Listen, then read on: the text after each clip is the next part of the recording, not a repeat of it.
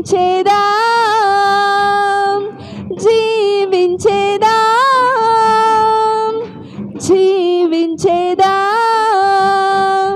నా ప్రాణమున్నంత వరకు నే మంటిలో చేరే వరకు నా ప్రాణమున్నంత వరకు నీ మహిమలో చేరే వరకు నా ప్రాణమున్నంత వరకు నీ మంటిలో చేరే వరకు నా ప్రాణమున్నంత వరకు నీ మహిమలో చేరే వరకు.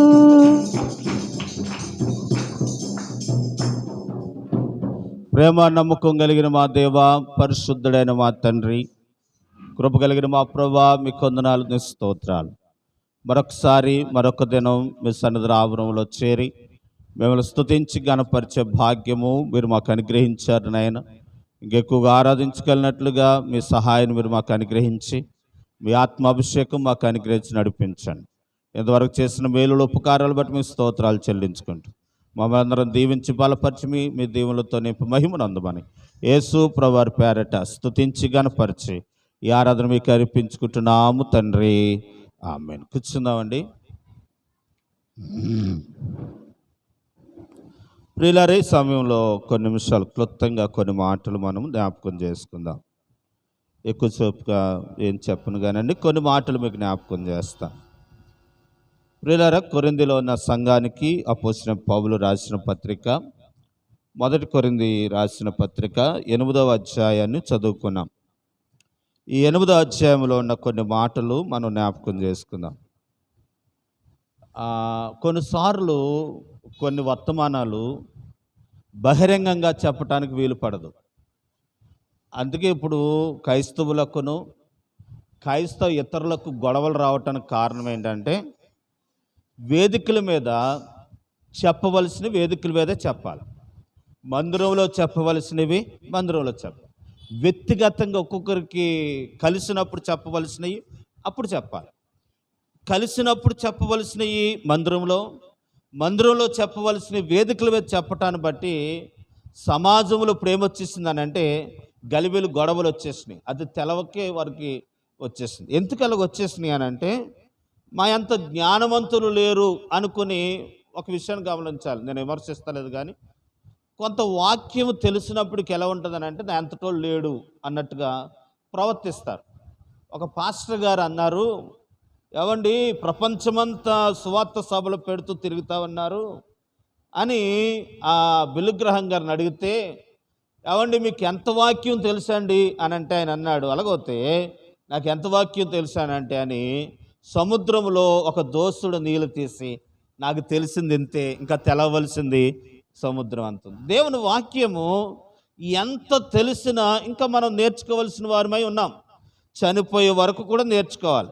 అసలు మన జీవితమే సరిపోదు.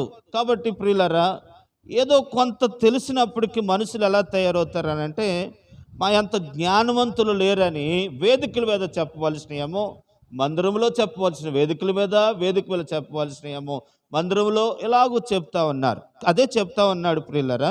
ఈరోజు నేను అన్నీ చెప్పను కానండి, క్లుప్తంగా ఒక మాటను మీకు చెప్తాను. నన్ను అడిగితే, వ్యక్తిగతంగా అడిగితే నేను చెప్తాను. కాబట్టి ప్రియులారా గమనించాను. 8వ అధ్యాయం 1వ వచనంలో, విగ్రహములకు బలిగా అర్పించిన వాటి విషయము మనందరమును జ్ఞానము గలవారమని, జ్ఞానము ఉప్పొంగ చేయను కానీ ప్రేమ శ్రమాభివృద్ధిని కలదు.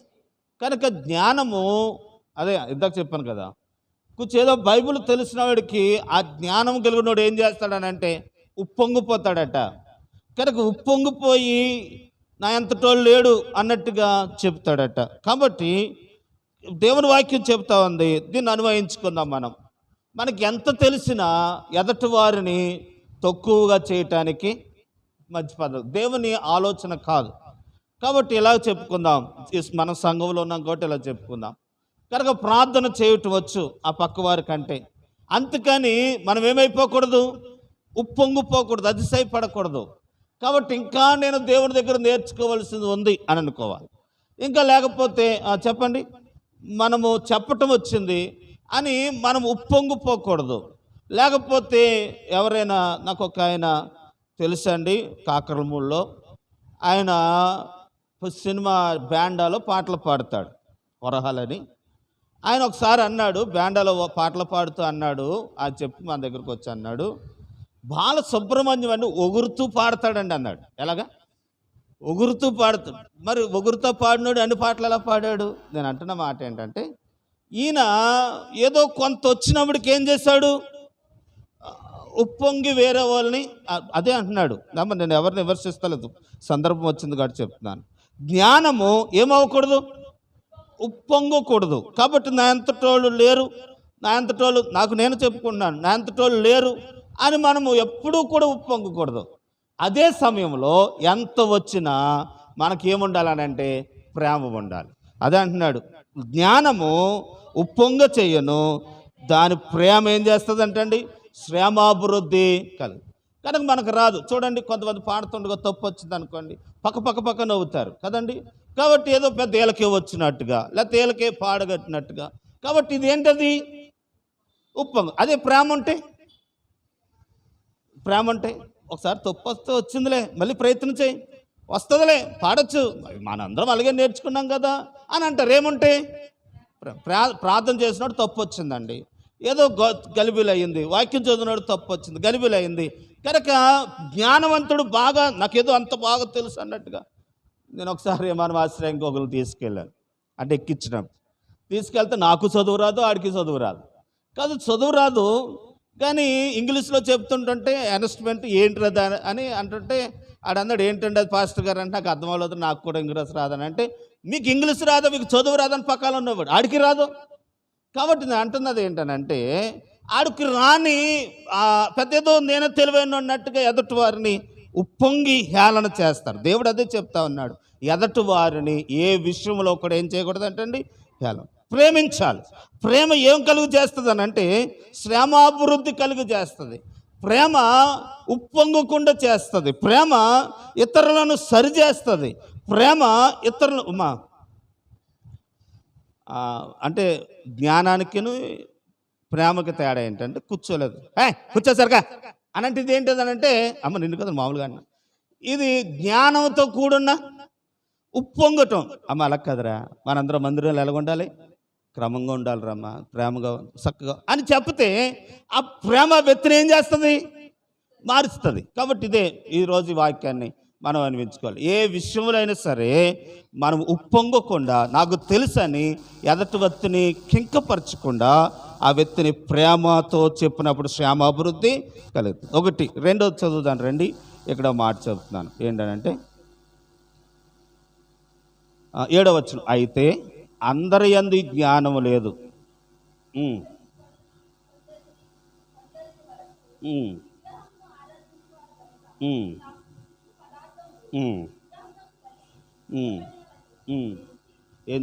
అమ్మ నేను వివరిస్తాను చూడండి.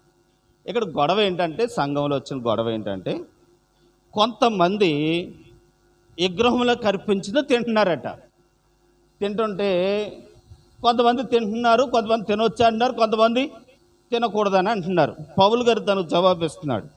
ఏమని ఇస్తున్నాడు అని అంటే, తిన్నవాళ్ళ విషయంలో అంటున్నాడు, విగ్రహంలో ఏమీ లేదు, అది రాయ రప్ప అని భావించుకుని వారు తింటున్నారు, మంచిదే.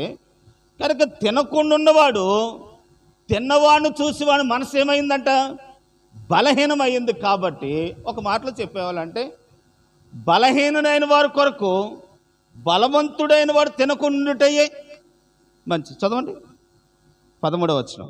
కాబట్టి భోజన పదార్థాల వలన నా సహోదరునికి అభ్యంతరము కలిగిన ఎడల నా సహోదరునికి అభ్యంతరం కలుగు చేయకుండాటకై నేను ఎన్నటికి మాసము తిన.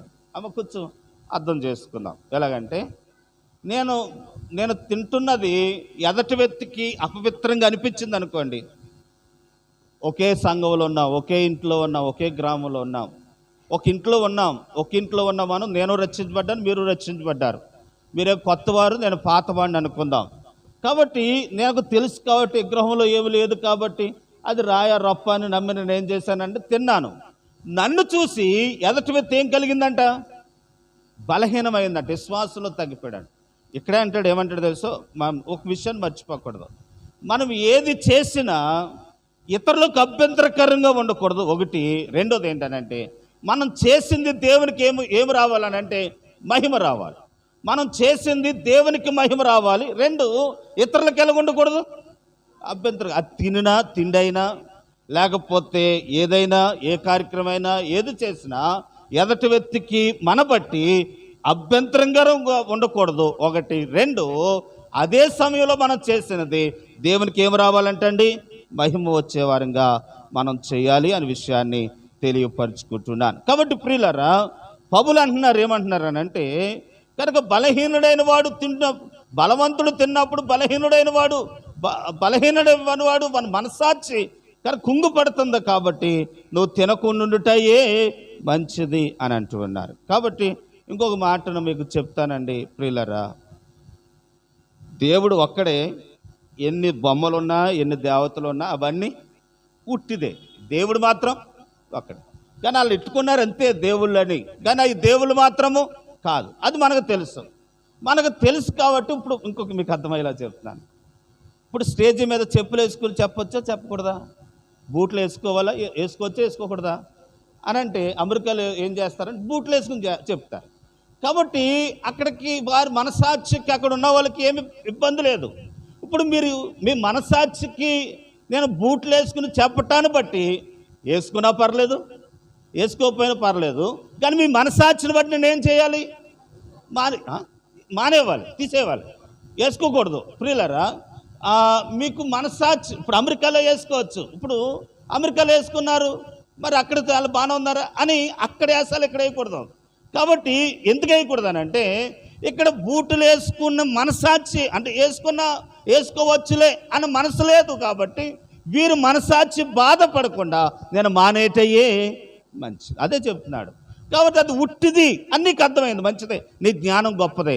కానీ నీ ఎదుటిన్నవాడు జ్ఞానం ఏమైంది, బలహీనమైంది. ఆ బలహీనుడైన వాడు బాధపడకుండానట్లు నువ్వు మానేటయే మేలు అని అంటున్నాడు. కొన్ని సంఘాల్లో ఒక్కొక్క కార్యక్రమం, ఒక్కొక్క సందర్భం మనుషులకు అభ్యంతరకరంగా ఉన్నప్పుడు మానేయటమే మంచిది. కాదు, అది మేలుకరము, దేవునికి మహిమ వచ్చినప్పుడు ఆ కార్యక్రమం నాకు అభ్యంతరకరంగా మనము ఉండకూడదు. చెప్తాను, ఇంకో మాట చూడండి, ఆ కిందకి వెళ్ళి చూద్దాం. 13వ అధ్యాయం. కాబట్టి భోజన పదార్థాల వలన నా సహోదరునికి అభ్యంతరం కలిగించుటకై నేను ఎన్నటికీ, ఇక్కడ ఇంకో మాట మీకు అర్థమవటానికి ఏంటంటే, పౌలు గారు చెప్పిన మాటలో నాకు అర్థమైంది ఏంటంటే, నా మనసుకు అర్థమైంది ఏంటంటే, నాకు అర్థమైంది చెప్తున్నాను, కానీ మీరు కూడా చదవండి, మీకు అర్థమైంది మీరు తెలుసుకోవచ్చు. నాకు అర్థమైంది ఏంటంటే, భయము లేనప్పుడు అంట పాపం లేదంట. భయము లేనప్పుడు దానికి ఏమి లేదు, పాపం లేదు. అంటే సపోజ్ దొంగతనం చేస్తున్నానండి, చేస్తున్నప్పుడు నేను భయపడలేదండి, దానికి ఏమి లేదు, పాపము లేదు. ప్రియులారా, దొంగతనం చేసినోడు ఎన్నడూ భయపడకుండా పాపం, దొంగతనం చేసిన వాడు భయపడకుండా ఏ పని ఏది దొంగలించలేడు. ప్రియులారా, ఇప్పుడు అదే అంటున్నాడు, ఏమంటున్నాడు అని అంటే, నీకు భయం లేకపోతే నువ్వు తిను, విగ్రహం పెట్టింది నీకేం లేకపోతే తిను. ఇప్పుడు రోడ్డు మీద నిమ్మకాయలు పడేశారు, 4 నిమ్మకాయలు ఎండుమిరగాయలు గుచ్చి పడేశారు, తొక్కాం. కాబట్టి నాకు అర్థమైంది ఏంటనంటే, దాంట్లో ఏమీ లేదని తొక్కాను, కాబట్టి నాకు తొక్కాను కాబట్టి నాకేం అవ్వలేదు. అదే భయం వేసినోడు తొక్కాడు అనుకోండి, వానికి ఏమొచ్చేస్తుంది, రాత్రికి జ్వరం వచ్చేస్తుంది. కాబట్టి నీకు భయం లేకపోతే తిను, అంటే భయం లేకుండా అంటే నీ జ్ఞానం అంత ఎదిగితే నువ్వు తిను, కానీ అంత జ్ఞానం ఎదగకపోతే నువ్వు తినొద్దు. అంత మాత్రమే కాదు, ఎదటివాడు జ్ఞానం లేనివాడు విషయంలో కూడా వెలగొండాలి, అభ్యంతరకరముగా ఉండకూడదని చెప్తా ఉన్నాడు. కాబట్టి ప్రియులారా, ఈ వాక్యాన్ని అన్వయించుకుందాం. ఏ విషయంలో ఇతరులకు అభ్యంతరకరంగా ఉన్నామో ఆ విషయంలో మనం అభ్యంతరకరంగా ఉంటే, చూడండి, అభ్యంతరకరంగా ఉంటే వచ్చిన నష్టం ఏంటంట అని అంటే, చాలాసార్లు నేను నోటితో చెప్పాను, మరొకసారి మీకు జ్ఞాపకం చేస్తాను. మత్తయి సువార్త 18వ అధ్యాయం 18వ అధ్యాయము 6వ వచనం నుండి చదవరా.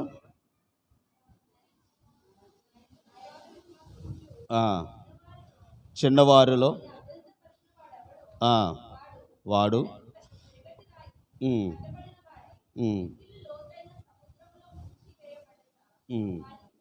వానికి మేలు. చదువు. అభ్యంతరము వలన లోకమునకు ఏమొస్తుందట అండి? శ్రమ. ఒక మాట అక్కడ లోకం అంటే ఒక ఆయన చెప్పాడు కదా సామెత, దేశం అంటే మట్టి కాదు, దేశం అంటే అంటే అభ్యంతరములు రాక మానవు కానీ వస్తాయి. అవి ఎవరి ద్వారా వచ్చునో వానికి శ్రమ. కాబట్టి చదవమ్మా. మైక్ ఉందా నీ దగ్గరమ్మా? ఇది ఇవ్వండి. అక్కడ చదివే, నేను వెనకాల అని అన్నా. ఇంకా చదివే. అభ్యంతరములు రాక తప్పవు గాని ఎవని వల్ల అభ్యంతరము వచ్చునో ఆ మనుషునికి శ్రమ. కాగా నీ చెయ్యి అయినను నీ పాదమైనను నిన్ను అభ్యంతరపరిచిన ఎడల దాన్ని నరికి నీ యొద్ద నుండి పారివేయుము. 2 చేతులను 2 పాదములు కలిగి నిత్యాగ్నిలో పడివేయుటబడుట కంటే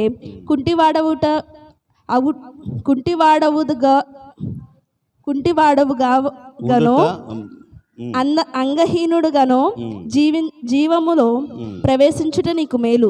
నీ కన్ను నిన్ను అభ్యంతరపరిచిన ఎడల దాన్ని పెరికి నీ యొద్ద నుండి పారవేయము. నీ యొద్ద నుండి పారవేయము. ఎవరేస్తాను చూడండి. నేను ఈ మాట ఎందుకు చదవమంటే, ఏదైనా సరే ఇతరులకు మనం ఎలాగుండకూడదటండి. భోజన విషయం కానివ్వండి, లేకపోతే వేరే విషయం కానివ్వండి, వేరే విషయం కానివ్వండి, ఏ విషయంలో ఇతరులకు ఎలాగుండకూడదనంటే అభ్యంతరకరంగా ఉండకూడదు. మన ప్రభు చెప్పాడు, మన గురువు చెప్పాడు, మన రక్షకుడు చెప్పాడు. మనల్ని ప్రేమించి మన కొరకు ప్రాణం పెట్టిన ప్రభు, తిరిగి లేచిన ప్రభు, మన కొరకు పరలోకాన్ని తీసుకుని వస్తున్న ప్రభు చెప్పాడు. నా మాట తినొద్దు, దేవుని మాట విందాం. ఏంటనంటే ఇతరులకు మనం ఏమై ఉండకూడదంటండి. ఒకటి ఉంటే వచ్చిన నష్టం ఏంటనంటే వాని తలకంట తిరగల రాయి కట్టుకుని సముద్రంలో పడిపోవుట మేలంట. ఎందుకనంటే అభ్యంతరాలు పెట్టిన వారి విషయంలో బతుకుంటే అన్ని శ్రమలు వస్తాయంట. ఎందుకు రావా, చచ్చిపోతే మంచిది అనుకుంటాడట. కాబట్టి అలా వచ్చినప్పుడు అంటే అక్కడ అంటున్నాడు ఏంటనంటే, ఒకవేళ నీ చెయ్యే నిన్ను అభ్యంతరపరిస్తే, నీ కాలే నిన్ను అభ్యంతరపరిస్తే, నీ కన్నే నిన్ను అభ్యంతరపరిస్తే దాన్ని ఏం చేయి అంటే దాని భావం ఏంటనంటే, నరికేమంటే దీన్ని నరికేతం కాదు. దాని భావం ఏంటంటే కనుక నీ తల్లి నీకు అభ్యంతరకరంగా ఉంటే, నీ అన్నే నీకు అభ్యంతరకరంగా ఉంటే, నీ చెల్లె నీకు అభ్యంతరకరంగా ఉంటే, ఈ ఆత్మీయ జీవితంలో వారిని తీసి అంటే వారి క్రియలలోనికి మనం వెళ్ళకుండా జాగ్రత్త పడాలి. కాబట్టి అయ్యో నా చెల్లి, అయ్యో నా పిల్లలు, అయ్యో నా తల్లి, నా బంధువు అని వారితోనే మనం ఏకీవించి తిరుగుతామంటే వారు తోడ ఉండే దానికంటే వారు మరణం వరకు ఉంటారు. తర్వాత మనతో అక్కడికి రారు.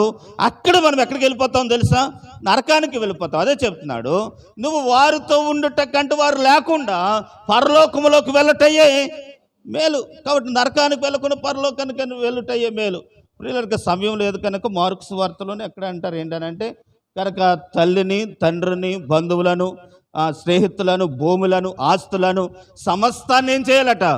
ప్రభు కొరకు విడిచిపెట్టాలి. విడిచిపెట్టినప్పుడు దొరికితే కనుక చూడండి, విడిచిపెట్టినప్పుడు అంటే ఈ లోకంలో ఏమవుతే మనం దేవుని కొరకు విడిచిపెట్టామో అది పరలోకంలో 100 రెట్లు ప్రతిఫలం దేవుడు మనకి ఇస్తాడట. చదవండి, దొరుకుతుందా? సరే, దొరకకపోతే మనం ముందుకు వెళ్ళిపోదాం. అమ్మ నాకు వాక్యం గుర్తుంది కానీ రిఫరెన్స్ గుర్తులేదు. ముందుకు వెళ్దాం. అందరూ ఒకసారి దేవునికి స్తోత్రం దమ్మా. బైబిల్లో అభ్యంతరపరిచిన సందర్భం ఒకటి చెప్తాను చూడండి. అపోస్తుల కార్యాలు దొరికిందా? చదువమ్మా. ఏంటి మార్కు సువార్తనమ్మా? మార్కు సువార్త 10 అమ్మా 20 చదువురమ్మా. పేతురు, ఇదిగో మేము సమస్తమును విడిచిపెట్టి నిన్ను వెంబడించితిమని ఆయనతో చెప్పసాగాను. అందుకు యేసు ఇట్లనెను, నా నిమిత్తమును సువార్త నిమిత్తమును ఇంటినైనను అన్నదమ్ములనైనను తల్లిదండ్రులైనను పిల్లలనైనను భూములనైనను విడిచిన వాడు ఇప్పుడు ఇహమందు హింసలతో పాటు 100 ఇండ్లను, అన్నదమ్ములను, అక్కచెల్లెలను, తల్లులను, పిల్లలను, భూములను, రాబో లోకమందు నిశ్చయమును పొందునని మీతో నిశ్చయముగా చెప్పుచున్నాను. నేను ఎవరిస్తాను చూడండి. ప్రభు కొరకు ఈ లోకంలో మనం విడిచిపెట్టాలట. ఇప్పుడు చూడండి, కాసేపు పడుకుంటే పనికి వెళ్ళొచ్చారు, డ్యూటీలకు వెళ్ళొచ్చారు, కాసేపు పడుకుంటే శరీరం అలసట తీరుతుంది. కానీ ఇక్కడికి వచ్చి కూర్చున్నారు ప్రయాస, కానీ విడిచిపెట్టి ఇళ్ళని విడిచిపెట్టి వచ్చారు చూసారా, దానికి తగిన ప్రతిఫలం దేవుడు మనకి పరలోకంలో. 1, 2 కనుక ప్రభు కొరకు ఎంత చెప్పినా వెనకకుండా ఉన్న వారి జీవితాలు, మారకుండా ఉంటున్న జీవితాలు, అన్నదమ్ములు కానివ్వండి, అక్క చెల్లెలు కానివ్వండి, బంధువులు కానివ్వండి, స్నేహితులు కానివ్వండి, ఎవరైనా సరే వారిని విడిచిపెట్టుటయ్యే మేలు. మనం చెప్పాను, విడిచిపెడతామంటే మొత్తం తోసేమని కాదు, వారి క్రియలలో మనం ఏం చేయకూడదట, పాలు పంపులు పొందం. ఒకవేళ నువ్వు దేవుని కొరకు దేవుణ్ణి విడిచిపెట్టి వీరిని వెంబడిస్తే వారు విడిచిపెట్టిన దాన్ని బట్టి నువ్వు అగ్నిగుండంలో పడుట వారి కాళ్ళు చేతులుండి అక్క చెల్లుల నుండి అగ్నిగుండంలో పడుట కంటే అక్క చెల్లులు లేకపోయిన పరలోకంలో చేరటం మేలు. అదే అంటున్నాడు, ఇక్కడ విడిచిపెట్టుకుంటే పరలోకంలో దేవుడు మనకి ఇస్తాడు, అక్క చెల్లుల్ని ఇస్తాడట, అన్నదమ్ములను ఇస్తాడట, భూములను ఇస్తాడట, ఏదో విడిచిపెట్టాం అది ఇస్తాడు. చూడండి, అపోస్తుల కార్యాల్లో అభ్యంతరం కలిగించిన ఒక సందర్భాన్ని మీకు చూపిస్తాను. అపోస్తులైన పౌలు ఆత్మావేశుడై దేవుని వాక్యం చెప్పుకుంటూ ఆయా గ్రామాలకి, ఆయా ఊర్లకు వెళుతూ ఉన్నారు. వెళుతుంటున్నప్పుడు అండి కూర్చో ఎవరిస్తాను. చూడండి, అపోస్తుల కార్యం 13వ అధ్యాయంలోకి వస్తే కూర్చో ఎవరించిన తర్వాత చదువుదామమ్మా, నేను చదివిస్తాను. ఇక్కడ ఏమైందనంటే, ఒక గారి విద్య చేసినాడు, గారి విద్య అంటే సక్కర్స్, మ్యాజిక్ చేస్తూ ఉన్నాడు. మ్యాజిక్ చేస్తూ ఉంటుంటే వాడు అపోస్తలుడైన పౌలు చెప్పిన మాటలు విని వారు చేతులు వేస్తుంటుంటే అద్భుతాలు జరిగిపోతున్నాయంట. పౌలు శీలలు అందరూ, ఇదిగో నేను మ్యాజిక్ చేస్తేనే నాకు డబ్బులు ఇస్తున్నారు, వారు చేతులు వేస్తేనే అద్భుతాలు జరిగిపోతున్నాయి, కాబట్టి నేను ఇంకా ఎక్కువ డబ్బులు సంపాదించగలను అని చెప్పి వారి దగ్గరకు వచ్చి ఒప్పందం అడుగుతున్నారు. అయ్యా, మీరు చేస్తున్న అద్భుతాలు నేను చేయగలనట్లుగా నేను కూడా కుంటివారి మీద చేతులు పెడితే బాగుపడిపోవాలి, చనిపోయిన వారి చేతుల మీద పెడితే వారు బతికిపోవాలి, కాబట్టి ఇలా జరిగిపోవాలి, అలా జరిగిపోవాలి, కాబట్టి ఆ వరం నాకు ఇవ్వాలంటే ఎంత డబ్బు కావాలి ఇవ్వండి చెప్పండి అని అంటున్నాడు. 8వ అధ్యాయం అపోస్తలుల కార్యాలు 8వ అధ్యాయం. ముందు అక్కడికి రండి, అపోస్తలుల కార్యాలు 8వ అధ్యాయం. 8వ అధ్యాయం అమ్మ 11వ వచనం, 9వ వచనం, 20వ వచనం చదివే అమ్మ. అపోస్తలుల కార్యాలు 8వ అధ్యాయం. పొందుచు కొందునని తలంచుకొనినందున నీ వెండి నీతో కూడా నశించును గాక. 17వ వచనం కానీ చదువు అర్థమవుతుంది. అప్పుడు పేతురును యోహానును వారి మీద చేతులుంచగా వారు పరిశుద్ధాత్మను పొందిరి. అపోస్తలులను చేతులుంచుట వలన పరిశుద్ధాత్మ అనుగ్రహింపబడినని సీమోను చూచి వారి ఎదుట ద్రవ్యం పెట్టి, నేనెవని మీద చేతులుంచెదనో వాడు పరిశుద్ధాత్మను పొందినట్లు ఈ అధికారము నాకు ఇయుడని అడిగాను. అందుకు పేతురు, నీవు ద్రవ్యమిచ్చి దేవుని వరము సంపాదించుకొందునని తలంచుకొనినందున నీ వెండి నీతో కూడా నశించును గాక. ఇప్పుడు గమనించాను కనుక ఇంకా ఎక్కువ సంపాదించడానికి బాగుంటుందని ఆ వరం ఏదో ఇమ్మన్నాడట, అప్పుడు ఏమన్నారు తెలుసుగా, ఇది అందరికి ఇచ్చే వరము కాదు, నువ్వు మారు మనసు పొంది పాప క్షమాపణలు ఒప్పుకుంటే అప్పుడు నీకు బాప్తిస్మం ఇస్తాం, వాడు పరిశుద్ధాత్మ వస్తుంది అని అంటే అప్పుడు ఎట్టుకున్నాడు మనసులో. ఏమని అనంటే, వీరు ఎక్కడికి వెళ్తే అక్కడ ఆ సభను ఏం చేయాలి, పాడు చేయాలని. చూడండి, ఇప్పుడు ఇక్కడ పాడు చేస్తా ఉన్నాడు. 13వ అధ్యాయం అపోస్తలుల కార్యాలు 13వ అధ్యాయం. అమ్మ నేను కూర్చో ఎవరిస్తాను అంటారమ్మ, ఎవరిస్తే మీకు అర్థమవుతుంది. ఇక్కడ ఏం జరుగుతుందంటే, పౌలు గారు శిష్యులు, యేసు ప్రభువు శిష్యులు సువార్త చెప్తా ఉన్నారు, చాలా ఉద్యమంగా చెప్తా ఉన్నారు. కనుక చాలామంది గ్రహిస్తూ ఉన్నారు, పాపమేదో, శాపమేదో, నరకమేదో, పరలోకమేదో, ఎవరు పరలోకానికి వెళ్తారు, ఎవరు నరకానికి వెళ్తారు, ఈ విషయాలన్నీ పౌలు గారు శిష్యులందరూ చెప్తా ఉంటుండగా యేసు ప్రభువు శిష్యులు ప్రకటన చేస్తూ ఉంటుండగా అనేక మంది మార్పు చెందుతున్న సమయంలో ఈ సక్కర్సుడు ఏం చేశాడు తెలుసండి, ఈ మ్యాజిక్ కోడు వారి మాటలు వినకుండానట్లు ఇక్కడ సక్కర్ చేస్తున్నాడట. అమ్మ ఇక్కడ ఏం చేస్తా ఉన్నాడు, ఇప్పుడు ప్రార్థన జరుగుతుందంటే అక్కడ గొడవ జరుగుతుంటే ఎలా ఉంటుంది, ఇక్కడ మనసు అటు వెళ్ళి, కాబట్టి ఇటు మనసు అంటే వెళ్ళినప్పుడు విననవ్వకుండా వాడు అక్కడ ఏదో చేస్తా ఉన్నాడు. అది పౌలు గారు గమనించి అది ఎరిగి ఈ దేవుని కార్యములకు అభ్యంతరకరంగా ఉంటుందివా అని చెబుతున్నాడు. అప్పుడు చదవమ్మ కామెడీ. అప్పుడు తేరు చూచి సమస్తమైన కపటముతోను నిండిన వాడా,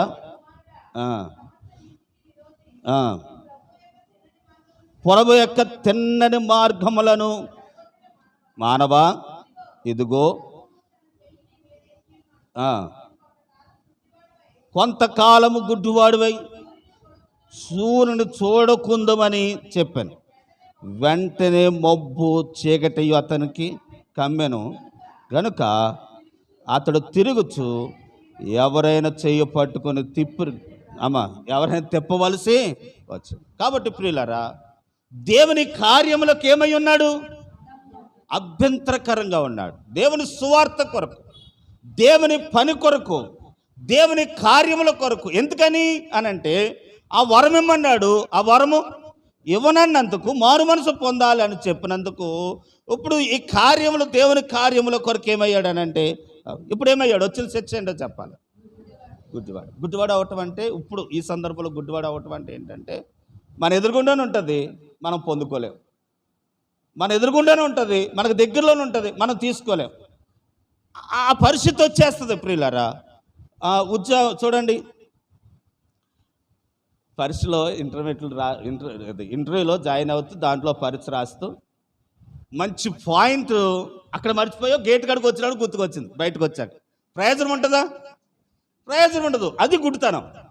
కాబట్టి దేవుడు మనోనేత్రానికి ఏం కలుగు చేస్తాడనంటే, మనం ఏ విషయంలో అభివృద్ధి అవుతామో ఆ విషయంలో అభివృద్ధి కాకుండానట్లు మనం మనోనేత్రానికి దేవుడు గుడ్డదు. ఇప్పుడు వీడు చేసిన పనికి దేవుడు ఇప్పుడు వాడిని ఏం చేశాడు తెలుసా అండి?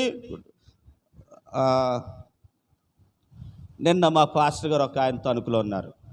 ఆయనకు 3 నెలల నుంచి అంట రొంపే. నిన్న వెళ్ళి పరకరించడానికి అని వెళ్ళి లోపలికి వెళ్ళినాడికి ఇక్కడ గొడ్డెట్టుకున్నాడు, ఇక్కడ గొడ్డెట్టుకున్నాడు, ఇక్కడ గొడ్డెట్టుకున్నాడు, ఇక్కడ ఏంటి గొడ్డలేంటే ఇది నిండిపోయిందండి, ఇది నిండిపోయింది, ఇది నిండిపోయింది, ఇది నిండిపోయింది. ఏంటి నిండిపోతామంటే రొంపండి 3 నెలల నుంచి అండి అని అన్నాడు. నిజం. హైదరాబాద్ వెళ్ళాడట, వాళ్ళ అక్కోలు అక్కడ ఉన్నారని, పని అవ్వలేదు. విశాఖపట్నం వెళ్ళాడట హాస్పిటల్కి, అక్కడ పని అవ్వలేదు. ఏంటండి ఇలాగే అయిపోతుంది ఏంటో అని ఇప్పుడే ఒక ఆయన్ని అడుగుతున్నానండి సలహా, ఏమని చెప్తే బాగుంటుంది, మీరు వచ్చారు కూర్చోండి బాబు అనేసి అన్నాడు. ఎన్ని డబ్బులు ఖర్చు పెట్టేశాడట ప్రియులారా. అప్పుడు నేను అన్నాను అండి, మా అమ్మకు కూడా ఒకసారి ఇలాగ వచ్చింది, ఈ రొంప, ఈ దగ్గు, జలుబు వస్తే దానేశ్వరి హాస్పిటల్లో తీసుకెళ్ళాను, కనుక సాయంకాలకే జవాబు ఇచ్చిందండి, ఒకవేళ ప్రయత్నం చేయండి, ఎక్కడెక్కడికో కాదు వెళ్ళండి అని అన్నాను. అప్పుడు ఆయన సరే ఈయన ఎందుకు చెప్పాడో ప్రయత్నానికి అప్పటికప్పుడు కార్డ్ రాయమని వాళ్ళ కుర్రోని పంపించి, వారి మేనర్ని పంపించి కార్డ్ రాయించి ప్రయత్నం చేస్తున్నాడు. ఆయన దొరికాడు, రాయించుకున్నాడు, మందులు తెచ్చుకున్నాడు. ఈరోజు పొద్దున ఫోన్ చేసి అంటున్నాడు, అయ్యో దేవుళ్ళలాగా వచ్చారండి మీరు, ఎన్ని డబ్బులు ఖర్చు పెట్టేశానో నా రోగం ఇప్పుడు తగ్గలేదండి, కాబట్టి ఇదిగోండి మీ సలహా మీద వెళ్ళానండి, రొంప తగ్గిందని చెప్తా ఉన్నాడు. ప్రియులారు వినండి, ఇంతకాలం ఏమైపోయాడు? దగ్గరే ఉన్న ఆ దగ్గరికి వెళ్ళలేకుండా ఆ జ్ఞానం రాలేదు. ఎందుకనంటే దేవుడే ఆ జ్ఞానం ఇవ్వాలి, తెలివి దేవుడే ఇవ్వాలి. ఈరోజు దేవుని వాక్యం అంటే దేవుని పెట్టారా, దేవునికి అభ్యంతరకరంగా మనం ఉండకూడదు. ఇంకొక సందర్భాన్ని చూపిస్తాను చూడండి. దేవుని వాక్యంలో మనం చూస్తే అండి, సంఖ్యాకాండంలో బిలాము అని ఒక ఆయన ఉన్నాడండి. 23వ అధ్యాయం. బిలాము ఎవరనంటే పాస్టర్ గారు. ఈ పాస్టర్ గారు ఏం చేశాడనంటే, ఒక రాజుగారి దగ్గర ఒప్పందం అయ్యాడు. ఎందుకనంటే ఇశ్రాయేలులను శపించటానికని. ఆ రాజు ఇశ్రాయేలు మీదకి యుద్ధానికి వెళ్తున్నాడు కానీ ఓడిపోతా ఉన్నాడట. నేను ఎన్నిసార్లు వెళ్ళినా ఓడిపోతున్నాను, ఎలాగని ఎంక్వైరీ చేయగా ఒక ఆలోచన ఇచ్చారు. ఏంటనంటే, ఆ ఇశ్రాయేల్లోనే ఒక పాస్టర్ ఉన్నాడండి, ఆయన పేరు బిలాము అండి. ఆయన నోట్లో నుంచి ఏ మాట వస్తే ఆ మాట ఏమవుతుందనంటే నెరవేరిపోద్దండి. చచ్చిపో అంటే చచ్చిపోతామండి, బతుకు అంటే బతుకుతారండి, ఓడిపో అంటే ఓడిపోతామండి, నగ్గండి అంటే నగ్గుతామండి. కాబట్టి ఆయన పట్టుకుంటే, ఆయన ఒక మాట చెప్తే చాలండి, మీకు జయం వచ్చేస్తుందని చెప్తే, అప్పుడు డబ్బు పట్టుకొని, ధనం పట్టుకొని పాస్టర్ గారి దగ్గరికి వచ్చాడు. ఆ బిలాము దగ్గరికి వచ్చిన తర్వాత బిలాము దగ్గర అడుగుతా ఉన్నాడు, ఏవయ్యా నేను నీకు డబ్బులు ఇస్తాను, బంగారం ఇస్తాను, 23వ అధ్యాయం సంఖ్యాకాండంలో నేను ఇస్తాను నీకు అని చెప్పాడు. చెప్పిన తర్వాత ప్రియులరా, అవన్నీ తీసుకుని శపించడానికి బయలుదేరాడట. ఎవరిని? ఇశ్రాయేల్. శపించడానికి బయలుదేరి వెళ్తున్న దేవుడు ఒకసారి చెప్పాడు, ఇదిగో బిలాము, నువ్వు చేస్తున్న కార్యం ఏదో నాకు అర్థమవుతుంది. నా పిల్లలకు నువ్వు వెలగుండొద్దు. మన పాఠంలోకి రావాలి. అభ్యంతరకరముగా ఉండవద్దు అని చెప్పాడు. ప్రభు అలాగేనైనా ఇక్కడ అలాగేనైనా అన్నాడు అని నేను ఇక్కడ మీకు సందర్భం చూపిస్తాను చూడండి. 23వ అధ్యాయంలో చదువుదామమ్మా. 23వ అధ్యాయంలో బలిపీఠం కట్టి డబ్బులు తీసుకున్నప్పుడు ఇశ్రాయేలును శపించడానికి ప్రయత్నం చేస్తున్నాడు. శపించడానికి బలిపీఠం కట్టాడు. బలిపీఠం కట్టి శపిద్దామనుకుంటున్నాడట, నాశనం అవ్వాలి అనుకుంటున్నాడట, అందామని. కానీ నోట్లోంచి ఏమొచ్చేస్తుందని అంటే, యెహోవా మిమ్ములను ఆశీర్వదించునుగాక, మీకు జయము కలుగునుగాక అని అంటున్నాడట. అనేసి ఆమెననేసి వచ్చేస్తున్నాడంట. వారికి ఏమొచ్చింది? జయం వచ్చేసింది. జయం వచ్చేసిన తర్వాత ఊరుకోవాలి కదా. బిలాము ఊరుకోకుండా, అమ్మ 2వ వచనంలో కట్టాడమ్మ బలిపీఠం. అప్పుడు దేవుడు తన స్వరాన్ని మార్చేసి శాప వచనాలు ఎలా మార్చాడు? ఇప్పుడు ఊరుకోవాలా? మళ్ళీ 4వ వచనంలో మళ్ళీ బలిపీఠం కట్టాడు. దేవుడు బిలామునకు ప్రత్యక్షమే కాగా అతడు నేను 7 బలిపీఠంలో సిద్ధపరిచి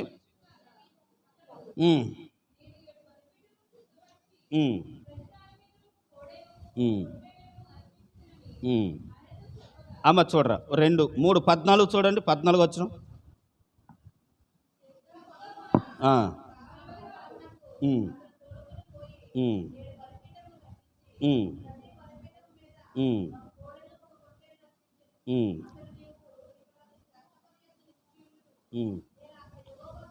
అమ్మ చాలరా 30 వచనం చదవరమ్మా.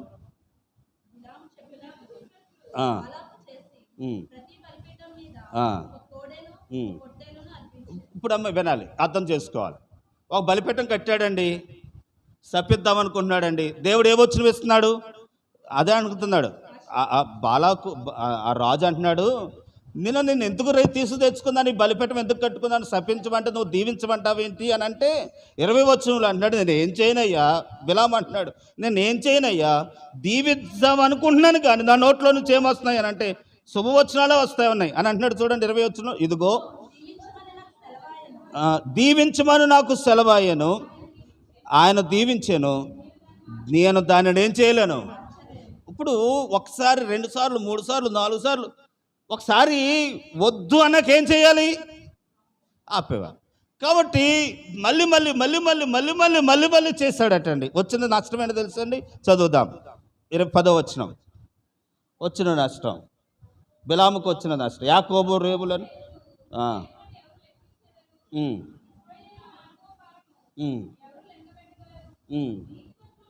నీతిమంతుల మరణం వంటి మరణము నాకు లభించును. ఇప్పుడు బాధపడుతున్నాడు. ఎందుకని అని అంటే ఇప్పుడు అంటున్నాడు, ఏ మరణం రావాలట అంటే పాపం చేసినోడికి ఏ మరణం వస్తుంది? ఇప్పుడు ఒక మాట మీకు చెప్తానండి. అందరూ ఒకసారి దేవునికి స్తోత్రం ఇద్దామా. చాలాసార్లు అంటారండి, సడాల్ని చనిపోతారు ఒక్కొక్కరు.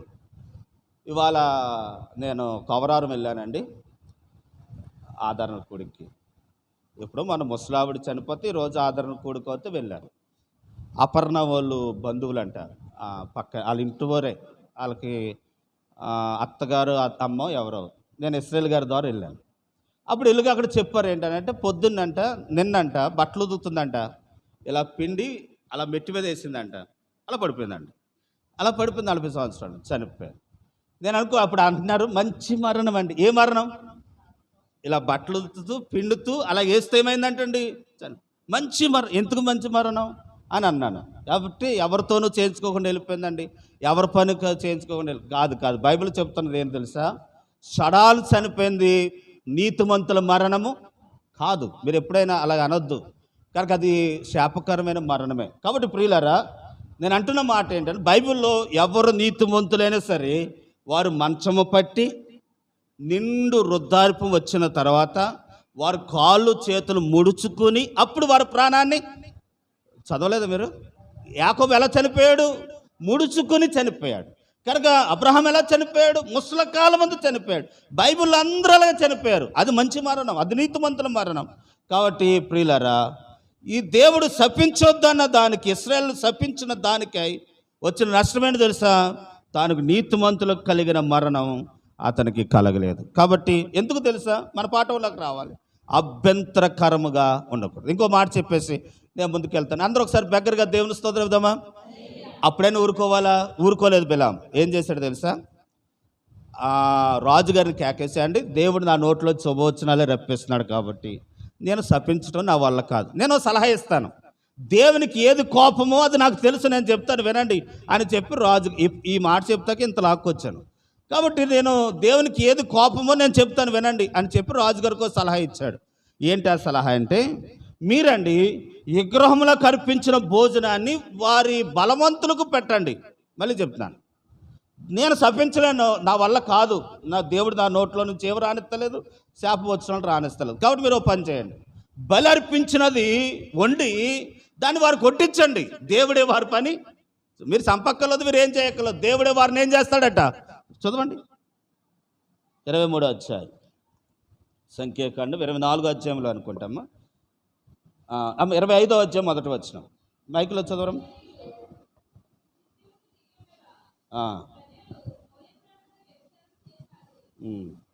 అదేనమ్మా.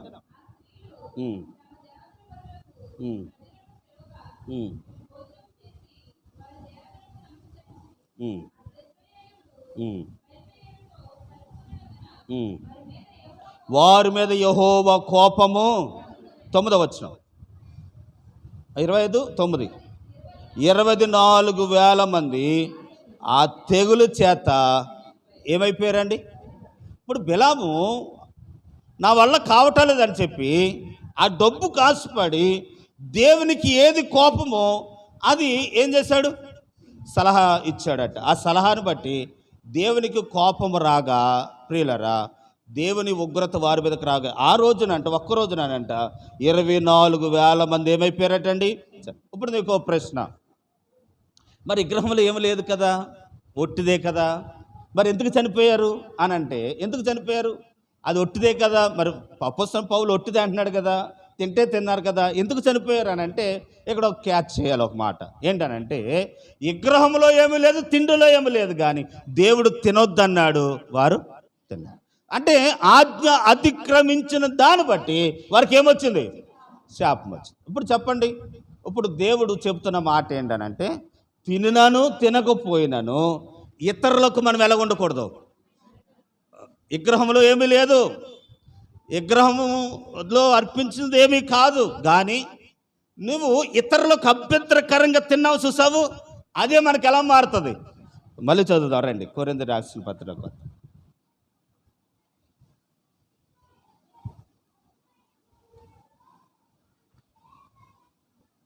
కొరింథీయులకు రాసిన పత్రిక 9వ అధ్యాయము చివరి వచ్చిన మళ్ళీ చదువుదామమ్మా. చివరి వచ్చినమ్మా. కాబట్టి భోజన పదార్థాల వలన నా సహోదరునికి అభ్యంతరం కలిగిన ఎడల నా సహోదరునికి అభ్యంతరము కలుగజేయకుండాటకై నేను ఎన్నటికీ మాంసం తినను. ఎన్నటికి. ఇప్పుడు ఇశ్రాయేలులు ఎందుకు చనిపోయారు చెప్పండి? తిన్నందుకు చనిపోయారు. ఎందుకు చనిపోయారు అని అంటే, దేవుని ఆజ్ఞ వారు ఏం చేశారు అంటే, దేవుడు వారికి చెప్పాడా లేదా విగ్రహం కర్పించదు తినకూడదని?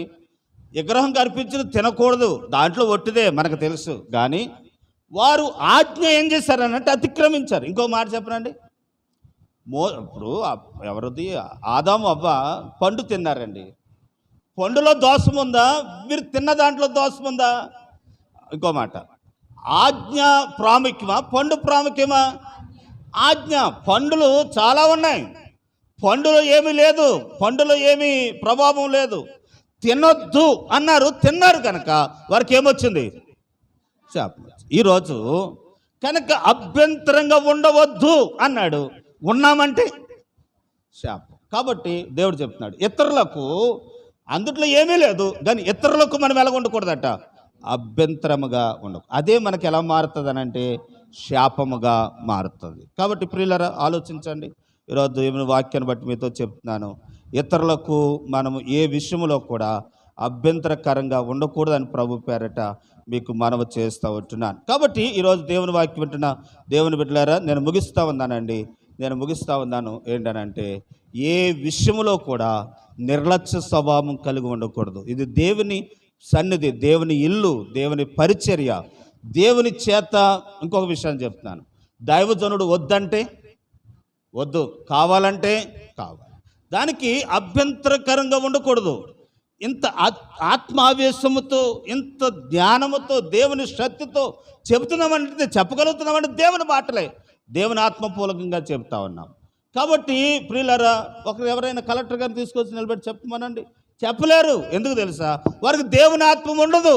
దేవుని ఆత్మ పూనులమై దేవుని శక్తితో ఆయన దగ్గర నుండి అందుకుని మీకు చెప్తా ఉన్నాను. ఏం నేర్చుకున్న మాటలు కాదు, ఏ పుస్తకాలు చదివిన మాటలు కాదు, ఏమేమో కాదు, దేవుడిచ్చిన మాటలు మీకు అందిస్తూ ఉన్నాను. కాబట్టి ఈ మాటలను తునీకరించకూడదు. దేవుని సేవకులు చెప్పిన మాటకు విధేయులం అవ్వాలి. కాబట్టి బిలాము నష్టపోయాడు, కాబట్టి సక్కర్ చేసినాడు, మ్యాజిక్ చేసినాడు, గుడ్డివాడయ్యాడు. ఈరోజు మనం అలా అవ్వకుండా మనము అభ్యంతరకరంగా ఉండవద్దు. ఏదో అభ్యంతరం చేస్తూ ఉందో దాన్ని ఊడదీసుకుందాం, ప్రభు సహాయానికి అప్పచెప్పుకుందాం. ప్రభు మనకు సహాయం చేయను గాక. ఆమేన్. తలలు వంచుదాం, కళ్ళు మూసుకుందాం, ప్రార్థన చేద్దాం. ఒకసారి తలలు వంచుదాం, కళ్ళు మూసుకుందాం, ప్రార్థించుదాం. వినువారు మట్టుకై ఉండి వెళ్ళిపోక మనం సరిచేయబడదాం. ప్రియులారా, ఈరోజు దేవుని వాక్యము ఇతరులకు అభ్యంతరకరంగా ఉండకూడదు. అది సంఘంలో కానివ్వండి, సంఘ కార్యక్రమంలో కానివ్వండి, పక్కింటి వారి విషయంలో కానివ్వండి, పక్క విశ్వాస విషయంలో కానివ్వండి, ఎవరి విషయంలో అయినా సరే అభ్యంతరకరంగా ఉండవద్దు.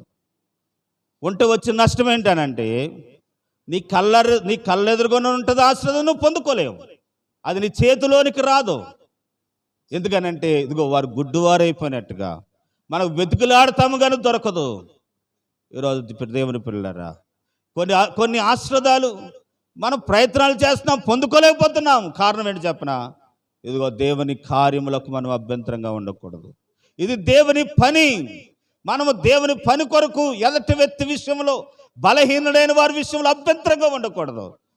పాడుతున్న వారి విషయంలో, ప్రార్థన చేసే వారి విషయంలో, ప్రకటించే వారి విషయంలో, లేకపోతే దేవుని పని చేసే వారి విషయంలో, దేవుని మందిరానికి వచ్చేవారి విషయంలో అభ్యంతరంగా ఉండకూడదు. అభ్యంతరంగా ఉంటే ప్రియులారా, అది మనకెంతో నష్టం. కాబట్టి ప్రభు దగ్గర మనం తీర్మానం తీసుకుందాం. అయ్యా నైనా చాలా విషయాల్లో, అయ్యా నైనా నీ పని కార్యక్రమంలోకి లేకపోతే మేమేమో ఎవరినో ఏదో హేళన చేశానేమో, నన్ను క్షమించు నాయన, నన్ను క్షమించు ప్రభువా, అయ్యా నేను ఇంకా అలా చెయ్యను అని తీర్మానం తీసుకుంటే, ప్రభు కనికర సంపన్నుడు, ఆయన జాలిగల దేవుడు, తన హస్తాన్ని చాచి ఆయన మనకు సహాయం చేసి మన కార్యములు సఫలం చేస్తాడు. ఆయన మనకు దొరికేలాగా, మనం పొందుకునే వారంగా దేవుడు చేస్తాడు. కాబట్టి ప్రార్థన చేసుకుందాం. ఎవరినైనా హేళన చేస్తావేమో, ఎవరైనా చిన్న చూపు చూస్తావేమో, నా ఎంత తెలివైన వాళ్ళు లేడు, నా ఎంత తెలివైనది లేదని నువ్వు ఇతరులను చిన్న చూపుగా హేళన చేసావేమో, ఈరోజు ప్రభు దగ్గర ఒప్పుకో. నీ మనసుకు తెలియపరుస్తూ ఉంటుంటే ప్రభు దగ్గర ఒప్పుకో. ప్రభు నీకు సహాయం చేస్తాడు. ఆయన నీకు హస్తాన్ని చాచి మేలు చేస్తాడు. ప్రియులారా, ప్రార్థన చేసుకుందాం. కొన్ని నిమిషాలు, 2 నిమిషాలు ఎవరికి వారు మీ అక్కర్ల కొరకు, మీ అవసరతల కొరకు ప్రార్థించుకుని ఇక్కడి నుంచి వెళదాం. ప్రార్థన. స్తోత్రం నాయన, నీ ఘనమైన పదాలకు లెక్కలేని వందనాలు తండ్రి నాయన. ఈ రోజంతా మమ్మల్ని కాచి కాపాడి సజీవ లెక్కలో ఉంచినందుకు వందనాలు తండ్రి నాయన. ప్రభువా, ఈరోజు పాటల్లోనూ మేము మహిమ పొంది ఉన్నారని నమ్ముచున్నాం తండ్రి నాయన. ప్రభువా, ఆరాధనలో తండ్రి నాయన, ప్రభా నిన్ను పూర్ణ మనసుతో ఆరాధించామని నమ్ముచున్నాం తండ్రి నాయన. ఇంకా ఎక్కువగా ఆరాధించడానికి సహాయం దయచేయండి. ఈరోజు వాక్యం ద్వారా మాతో మాట్లాడిన విధానం బట్టి వందనాలు తండ్రి నాయన. ప్రభువా, మేము తండ్రి నాయన మా జ్ఞానాలు బట్టి తండ్రి నాయన ప్రభు మేము అతిశయిస్తున్నామో తండ్రి నాయన. ప్రభా, ఇతరులు మేము అభ్యంతరకరంగా చేస్తున్నామేమో తండ్రి, చిన్న చూపు చూస్తున్నామేమో తండ్రి నాయన. ప్రభా, మమ్మల్ని క్షమించండి నాయన. ప్రభా, అట్టి విధంగా మేము ఉండకుండా తండ్రి నాయన ప్రభా, నీ సేవలో తండ్రి నాయన ప్రభా, మేము ఎటువంటి ఆటంకాలు లేకుండా అభ్యంతరంగా ఉండకుండా తండ్రి నాయన ప్రభా, అది కొనసాగడానికి తండ్రి నాయన ప్రభా, మా వంతు సహాయం మేము చేయడానికి సహాయం దయచేయండి నాయన. ప్రభా, మేము ఇతరులకు తండ్రి అభ్యంతరకరంగా ఉండకుండా సహాయం దయచేయండి నాయన. ప్రభా తండ్రి నాయన ప్రభా, దేని బట్టి మేము అతిశయించకుండా సహాయం దయచేయండి దయచేయండి. ధనములు బట్టి రౌతులు బట్టి తండ్రి అతిశయింపవద్దన్నావు తండ్రి నాయన ప్రభా. తండ్రి నాయన ప్రభా, తండ్రి నాయన ప్రభా, తండ్రి నాయన నీ అరచేతి కింద తండ్రి నాయన ప్రభ దీన మనస్కులై ఉంటే తగిన సమయంలో నేను హెచ్చిస్తానన్నావు తండ్రి నాయన ప్రభా. అట్టి విధంగా మేము ఉండడానికి సహాయం దయచేయండి నాయన ప్రభా. ప్రతి ఒక్కరూ తండ్రి నాయన ప్రభ ఇక్కడికి వచ్చిన ప్రతి ఒక్క బిడ్డలు తండ్రి నాయన ప్రభా నీలో తండ్రి నాయన ఆత్మీయంగా ఎదగడానికి సహాయం దయచేయండి. నీ సంఘంలో తండ్రి నాయన ప్రభా నీ సేవలో బలంగా వాడబడ్డానికి సహాయం దయచేయండి నాయన ప్రభా. తండ్రి నాయన ప్రభ గొప్ప కార్యాన్ని చేయమని అడుగుతున్నాం తండ్రి. సంఘంలో మీరు మేలు దయచేయండి నాయన ప్రభా. తండ్రి నాయన ప్రభా రోదన కలిగి తండ్రి నాయన ప్రార్థన చేయడానికి సహాయం దయచేయండి. కన్నీటితో తండ్రి నాయన ప్రభా కన్నీటితో ప్రార్థన చేసే స్త్రీలుగా మార్చండి నాయన ప్రభా. ప్రతి ఒక్కరూ తండ్రి నాయన ప్రభ నీ సన్నిధికి వచ్చి నిన్ను ప్రార్థించడానికి తండ్రి నాయన హన్నావలే తండ్రి నాయన ప్రార్థించడానికి రోధించడానికి సహాయం దయచేయండి తండ్రి నాయన ప్రభా. మీరు గొప్ప కార్యాన్ని చేయండి నాయన ప్రభా. సంఘాన్ని మీరు దీవించండి, ఆశీర్వదించండి. సంకాపలు మీరు జ్ఞాపకం చేసుకోండి నాయన ప్రభా. నీలో ఆత్మీయంగా ఎదగడానికి తండ్రి నాయన వాళ్ళకి ఆరోగ్యం బలము శక్తిని దయచేయండి నాయన ప్రభా. సంఘంలో ఎవరైతే అనారోగ్యంగా ఉన్నారో ముట్టండి నాయన. గర్భఫలం లేని వారికి గర్భఫలం దయచేయండి. గర్భిణీ స్త్రీలకు సుర్వాన్ని కానుపు దయచేయండి. చదువుతున్న బిడ్డలకి తను 10th క్లాస్ పిల్లలు ఉన్నారు తండ్రి నాయన మంచి మార్కులతో పాస్ అవ్వడానికి ఎగ్జామ్స్లో మీరు చేపట్టుకుని రాయించమని అడుగుతున్నాం తండ్రి నాయన ప్రభా. తండ్రి నాయన తన గర్భఫలం లేని వారికి మీరు గర్భఫలం దయచేయండి నాయన ప్రభా. ఉద్యోగం లేని వారికి తండ్రి నాయన మీరు జ్ఞాపకం చేసుకోండి నాయన ప్రభా. ఉద్యోగస్తులుగా మీరు నిలవబెట్టమని అడుగుతున్నాం తండ్రి నాయన. కావాల్సిన వివాహాలు మీరు దయచేయమని అడుగుతున్నాం తండ్రి నాయన ప్రభా. గొప్ప కార్యాన్ని చేయమని అడుగుతున్నాం తండ్రి నాయన. ఇల్లు కట్టుకున్న వాళ్ళు ఎంతోమంది తండ్రి నాయన ఇల్లు లేని వాళ్ళు ఉన్నారు తండ్రి నాయన. వాళ్ళకు తండ్రి కట్టుబడిలో తండ్రి నా అధికంగా సహాయం చేసి వాళ్ళ ఇళ్ళందరినీ పూర్తి చేసుకోవడానికి సహాయం దయచేయండి నాయన ప్రభా. ప్రతి ఒక్కరిని మీరు జ్ఞాపకం చేసుకోండి నాయన ప్రభా. నీలో ఆత్మీయంగా ఎదగడానికి సహాయం దయచేయండి. 40 దినాలు తండ్రి నాయన ప్రభా ఏమైతే తండ్రి నాయన ప్రభు కోరుకుంటున్నారో తండ్రి నాయన విన్నపాలు తండ్రి నాయన ప్రభా నీ దగ్గర పెట్టి ఉన్నారో తండ్రి నాయన ప్రభా మీరే వాళ్ళకి జవాబును దయచేయండి తండ్రి. సాక్షిగా ఆ బిడ్డలు నిలబెట్టమని అడుగుతున్నాం తండ్రి. సహాయం దయచేయండి తండ్రి నాయన ప్రభా. ఇక్కడికి వచ్చిన బిడ్డను ప్రతి ఒక్కరిని పేరు పేరు మేము జ్ఞాపకం చేసుకోమని అడుగుతూ ఇంటికి వెళ్తుండగా తండ్రి నాయన ఆశీర్వాదాలు చేత పట్టుకుని వెళ్ళడానికి సహాయం దయచేయండి నాయన. నీవిస్తేనే తండ్రి మేము అనుభవించేది, నీ చేతి నుండి అన్ని పొందేది తండ్రి నాయన ప్రభా. తండ్రి నాయన ఆకాశం నుంచి తండ్రి నాయన వాకిల్ని విప్పి పట్టజాలంత విస్తార దీవెనలు మాపై కుమ్మరించమని అడుగుతున్నాం తండ్రి నాయన. సహాయం దయచేయండి. ఇంకా 40 తండ్రి నాయన ఈ 40 దినాలు తండ్రి నాయన ప్రభా మేము ఎటువంటి ఆటంకం లేకుండా సన్నిధికి వచ్చి నీలోగా తండ్రి నాయన ప్రభా ఎదగడానికి తండ్రి చిగుర్చడానికి సహాయం దయచేయమని అడుగుతూ ఇచ్చిన ప్రార్థన పాసాన్ని చేసుకోమని యేసు పరిశుద్ధ నామములో అడిగి పెట్టుకుంటున్నాం మా పరమ తండ్రి. ఆమేన్. తీసుకుందామండి. మన తండ్రి అయిన దేవుని ప్రేమయు కుమారుడైన యేసు క్రీస్తు వారి కృపయు పరిశుద్ధాత్మనయ సహవాసము కాపుదల దీవెన ఆశ్రదాలు ఇప్పుడును ఎల్లప్పుడూ ప్రభు వచ్చే వరకు సదాకాలం కూడి వచ్చిన మనందరికీ నిత్యము కాపాడి దీవించి ఏమో తడిగామో అవన్నీ ప్రభు సన్నిధానములో ఒక్కొక్కటిగా ప్రభు మనకు అనుగ్రహించి ఆయనకు మహిమ తెచ్చేవారుగా మనందరి నుంచి ఆస్వాదించును గాక. Amen. Amen. God bless you. అందరికి వందనాలు.